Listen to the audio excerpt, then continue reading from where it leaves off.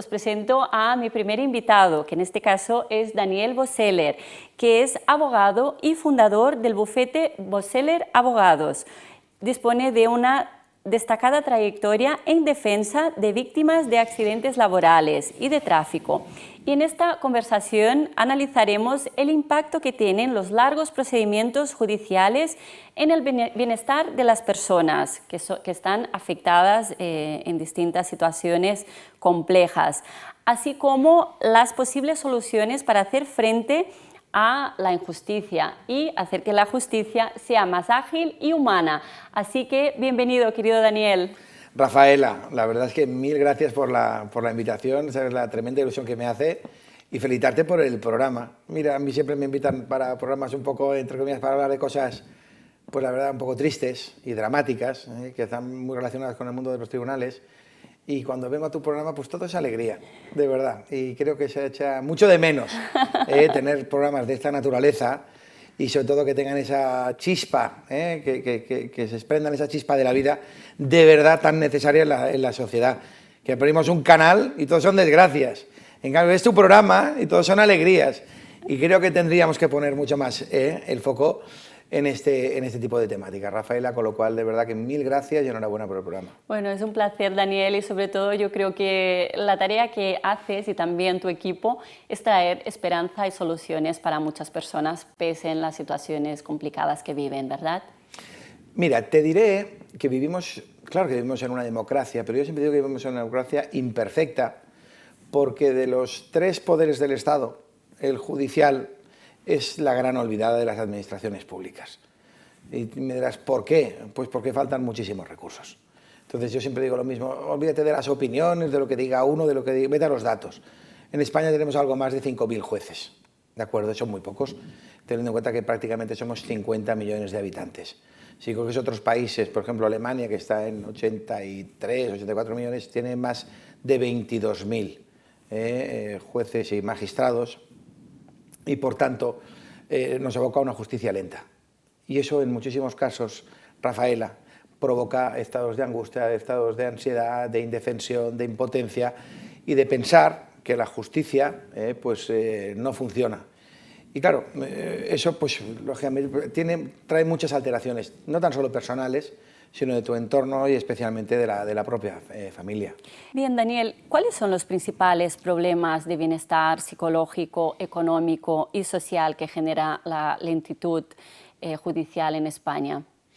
Bueno, claro, abocas a las personas a un estado de alteración emocional que incluso puede acabar en procesos de depresión, porque te das cuenta que hay situaciones, las tengo pues algunas de ellas en el despacho muy graves, de personas que han sufrido pues lesiones catastróficas. Imagínate una persona que han perdido pues no sé, los brazos y las piernas, un cuatro amputado, y que tuvo el accidente en Andalucía, y nos señalaron el juicio para dentro de 3 años y medio. Solo el señalamiento del juicio, no estoy hablando de fases de recurso, solo el señalamiento. Claro, tuve que coger un avión, desplazarme obviamente a la provincia para explicarle en persona que tenemos que esperar 3 años y medio. Pero esto le ha pasado a este cliente como le ha pasado a todos los demás en un siniestro de esta naturaleza. Estoy a expensas de procedimientos judiciales donde llevamos más de 10 años pleiteando. Gente pues, que ha perdido extremidades o personas que incluso han perdido la vida y que la coyuntura jurídica, que yo creo que no está bien estructurada, pues conduce a esta dilación, yo te diría absolutamente impresentable, vergonzosa, de la Administración de Justicia. Eso no tiene nada que ver que tengamos unos jueces extraordinarios, que eso es así. O sea, todo el personal de la Administración de Justicia, tanto jueces, juezas, magistrados, magistradas, como los letrados de la Administración de Justicia y todo el personal es extraordinario. Lo que pasa es que esto es lo mismo que si me despacho mañana aparecen 10.000 asuntos. No los puedes asumir. Hay tal carga, es tal el volumen de trabajo, ¿de acuerdo?, que hace muy difícil, ¿de acuerdo?, que la justicia pueda actuar con normalidad. Nos faltan prácticamente un 50% más simplemente para estar en la media europea. Un 50% más. O sea, si quisiéramos estar bien, en una situación, yo te diría, de orden, te diría que nos faltan el doble de juzgados y tribunales. ¿Qué ocurre cuando pasan este tipo de cosas? Desesperación. Entonces, generalmente las personas, entre comillas, más vulnerables son las que sufren las consecuencias, entre comillas, más desfavorables.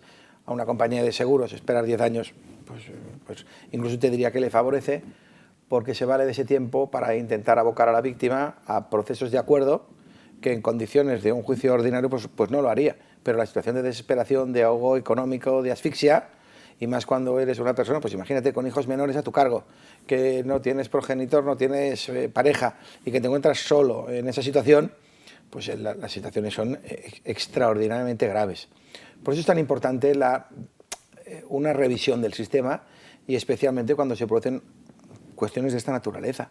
Te pondré un ejemplo de hace años que fue terrible. Una madre monoparental, familia monoparental, que su hijo fue hospitalizado.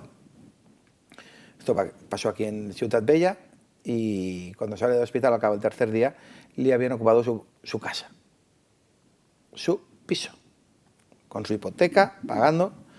Tuvimos prácticamente 2 años para poder desalojar al ocupa. Esto no era ni de fondos buitre, ni de... No, el domicilio familiar, ¿de acuerdo?, donde vivía con su hijo, y gracias a, pues entre comillas, a su entorno, se pudo instalar en una habitación de una persona allegada de la familia, ahí con su hijo. Tú imagínate la situación. Pues fíjate, después de 2 años, ¿de acuerdo?, 2 años, que habían ocupado, viendo que conseguimos la recuperación mediante una resolución judicial, el tiempo que transcurre entre la resolución judicial, o sea, el desalojo, ¿de acuerdo?, y que nos lo comuniquen y que nos entregaran las llaves, vuelven a ocupar otros terceros ocupas la vivienda. Eso abocó, obviamente, que acudiéramos al juez de guardia. Cuando se explicó todo esto, los medios de comunicación ya pusieron todos el grito en el cielo, pues lógicamente pues tuvieron que acudir los Mossos de Escuadra, que acabaron con varios detenidos. Pero tú imagínate el drama de esta madre, el drama de este hijo, que de manera absolutamente gratuita se ven expulsados de su casa con un atentado directo a la propiedad privada, a su bienestar, que mayor bienestar que el de tu casa. Claro. El de tu, obviamente, donde tú ejerces. Mira, yo te diría la libertad. La expresión íntima de la libertad la ejerces en tu casa. ¿Cómo pueden haber atentados de esta naturaleza? Y yo te diría, pues la macabra, o te diría hasta promiscua situación jurídica de esperar tantísimo tiempo para poder rehacer el derecho. Claro. ¿De acuerdo? Yo te diría, curar una injusticia. Vamos a ponerlo con estos parches de sanidad, de curar una injusticia. Pero esto nos lo encontramos prácticamente a diario. Por eso hay este pensamiento tan negativo, pero no es porque tengamos, y lo digo públicamente, porque tenemos unos jueces de verdad extraordinarios, pero que están sobresaturados de trabajo y no pueden hacer frente a tal volumen bestial, ingente de trabajo. Bueno, has mencionado ya 2 situaciones bastante dramáticas. Eres conocedor porque eres una persona muy humana, ya incluso lo que has comentado, ¿no?, que coger un avión para explicar una sentencia determinada a un cliente de vuestro bufete, a una víctima. Como eres tan conocedor, ¿cómo consideras que es el impacto de esta demora, sobre todo en el caso de las indemnizaciones, en las familias y también en los afectados? ¿Cómo les afecta directamente? Se vive con mucha impotencia, Rafaela, porque es David contra Goliat.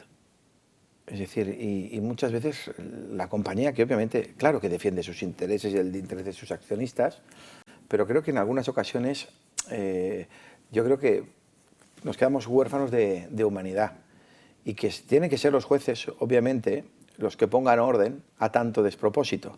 Y fíjate que la mayoría de estas cuestiones acaban abocadas siempre a un procedimiento judicial, que generalmente acaba con una sentencia absolutamente favorable a los intereses de la víctima, pero que el transcurso del tiempo ha abocado a una situación, yo te diría, de defenestración personal y humana, pero de defenestración, ¿de acuerdo? El proceso de sufrimiento, y que luego una persona no puede empezar el duelo. O sea, si tú tienes un accidente con resultado fatal, ¿de acuerdo? Una persona, pues, han atropellado a un hijo, a un familiar directo, a tu marido, a tu mujer, que pierde la vida, el proceso judicial impide que tú puedas descansar y hacer el duelo. Por eso siempre hablo de que en las capitales de provincia deberían existir juzgados específicos en este tipo de materias tan sensibles, ¿de acuerdo?, y que producen tantísimo dolor, porque no dejan de ser cadenas perpetuas de dolor.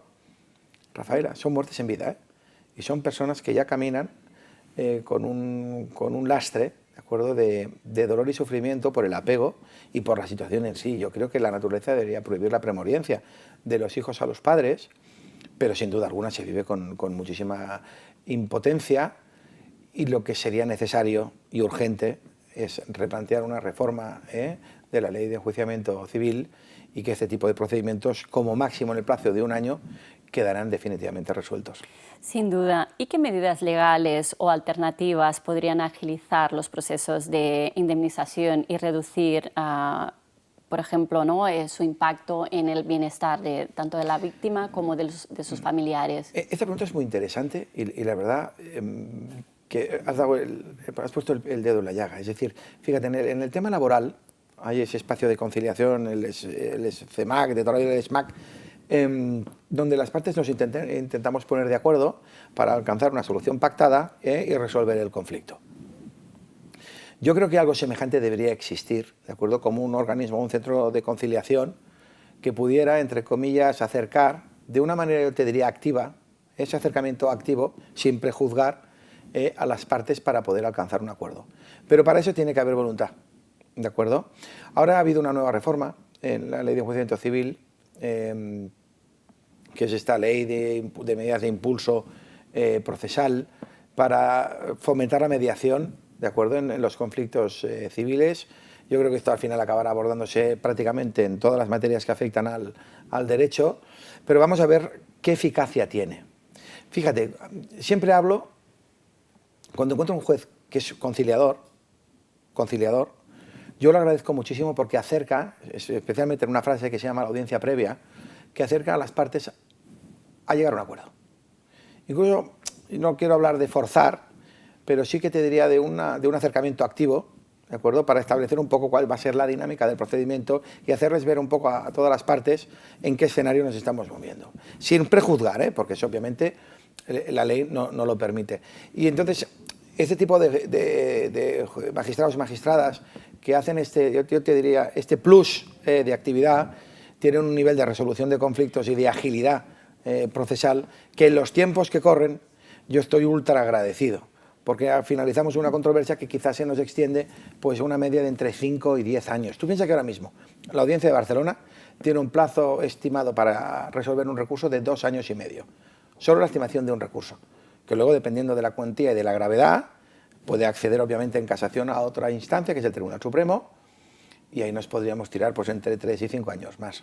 Es desesperante, sin duda, Daniel. Es muy frustrante, sí, y especialmente cuando son causas que afectan a la intimidad de las personas de una manera tan potente como puede ser la pérdida de un familiar, la pérdida de un hijo o un accidente laboral. Rafaela, que tenemos miles de accidentes laborales con resultado pues muy preocupante, ¿de acuerdo?, con lesiones que yo denomino pues que son catastróficas. Bueno, Daniel, aparte del consejo de disponer de un buen abogado y de un buen equipo legal, ¿qué otro consejo podrías dar a las personas que son víctimas de un accidente o de cualquier situación legal que están esperando actualmente una resolución judicial y que evidentemente están sufriendo todas estas circunstancias y problemas que acabas de explicarnos?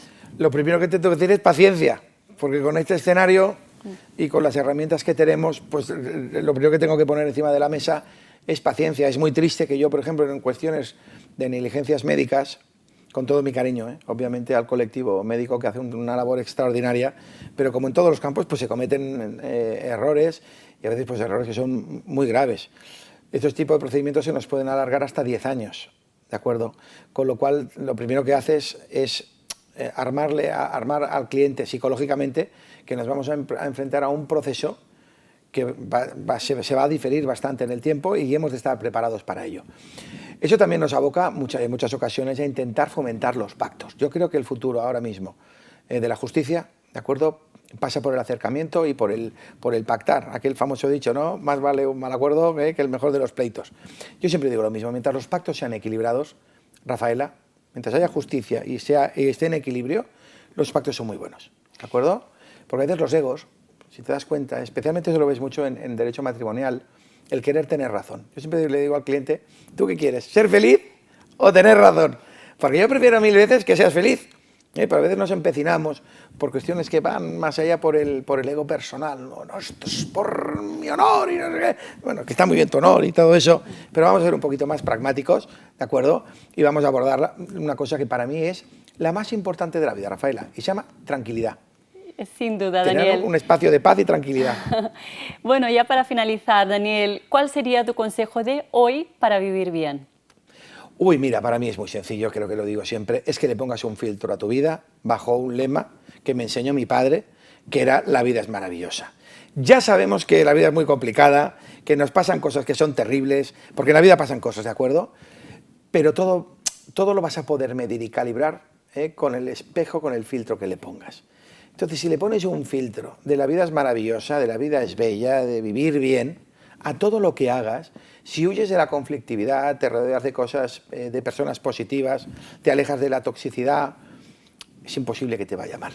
Es muy difícil que te vaya mal, pero ponle un filtro en positivo a tu vida. Ese sería mi consejo. Bueno, querido Daniel, ha sido un placer. Como siempre, es tan breve el programa y Pero las entrevistas, pero es un momento bonito para nosotros muy enriquecedor hablar contigo. Así que, nada, te invito a que vuelvas con otros temas y que puedas instruir más a nuestra audiencia sobre temas legales y cómo afrontar estas situaciones con un poco más de resiliencia y paciencia, como has comentado también.